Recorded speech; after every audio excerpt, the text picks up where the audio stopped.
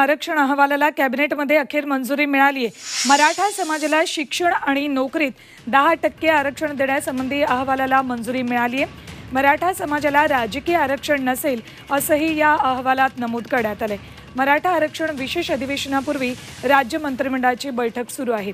मराठा आरक्षण अधिसूचना मसुदा हरकतीवर बैठकीत चर्चा होतीये, मात्र त्यातही आत्ताचा महत्त्वाचा मुद्दा म्हणजे मराठा आरक्षण अहवालाला कॅबिनेटमध्ये मंजुरी मिळाली। थेट जाऊयात आमचे प्रतिनिधी सागर कुलकर्णी यांच्याकडे। सागर, कॅबिनेटमध्ये मराठा आरक्षण अहवालाला मंजुरी मिळाल्याचे अपडेट्स मिळतात।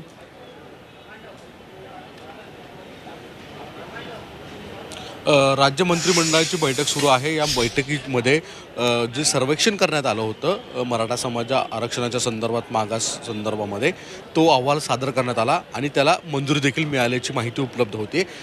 शैक्षणिक सामाजिक अशा स्तरावर 10% आरक्षण देण्याची भूमिका या मसुद्यामध्ये मांडण्यात आलेली आहे आणि तो ठराव एकमुखाने मंजूर करण्यात आल्याची माहिती मिळते। पण छगन भुजबळ जे ओबीसी नेतृत्व करतात या नेत्यांनी या बैठकीमध्ये भूमिका मांडल्याचं समजतं की आज देखील हे मसुदा जरी मांडला गेला, आज अधिवेशन जरी होत असलं तरी ओबीसी समाजामध्ये कुठे ना कुठेतरी खतखत आहे, नाराजी आहे की त्यांच्या आरक्षणाचा कोटा कमी होतो की काय। तर याबाबत सरकारने भूमिका स्पष्ट सभागृहामध्ये मांडावी अशा स्वरूपाची भूमिका मांडल्याचं समजतंय।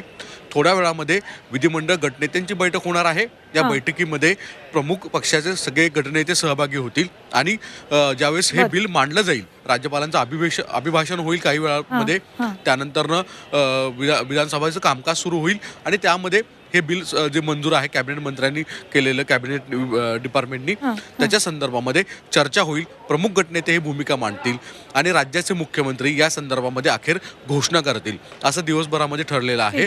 पण अनेकांची मागणी आता कॅबिनेट बैठकीमध्ये त्यांच्या पक्षाच्या सर्व काही आमदारांना बोलण्यात देण्यात यावं अशी स्वरूपाची मांडलेली आहे। सगळ्यात महत्त्वाची गोष्ट यामध्ये राज्य मंत्रिमंडळाच्या बैठकीमध्ये 10% आरक्षण मराठा समाजाला देण्यासंदर्भामध्ये अधिसूचना जे पत्रक काढलेलं आहे ते देखील आपल्या हाती लागलेलं आहे आणि आज या संदर्भात अधिकृत त्याला मान्यता जी आहे ती मिळाली जाईल। सागर, मसुद्यामध्ये आणखी कुठले कुठले महत्त्वाचे मुद्दे आहेत?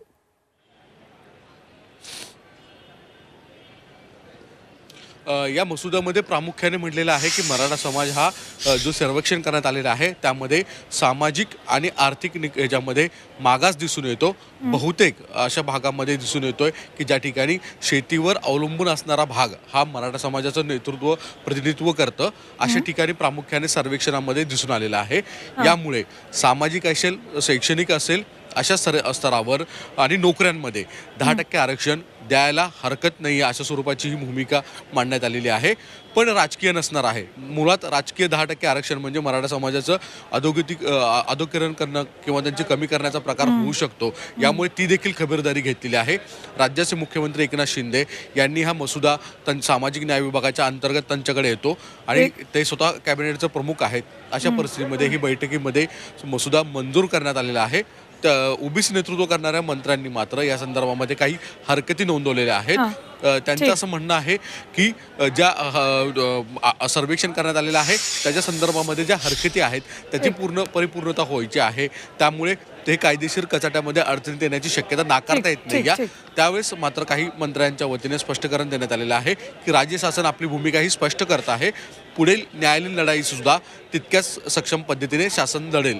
तुर्तास तरी आजच्या दिवसामध्ये मराठा आरक्षणाच्या संदर्भामध्ये किमान 10% आरक्षण हे स्पष्ट झालेलं आहे। जे शैक्षणिक असेल, सामाजिक असेल आणि संपूर्ण अधिवेशनादरम्यान काय काय होतं याकडे सुद्धा तितकंच लक्ष असेल। सागर, धन्यवाद संपूर्ण माहितीसाठी।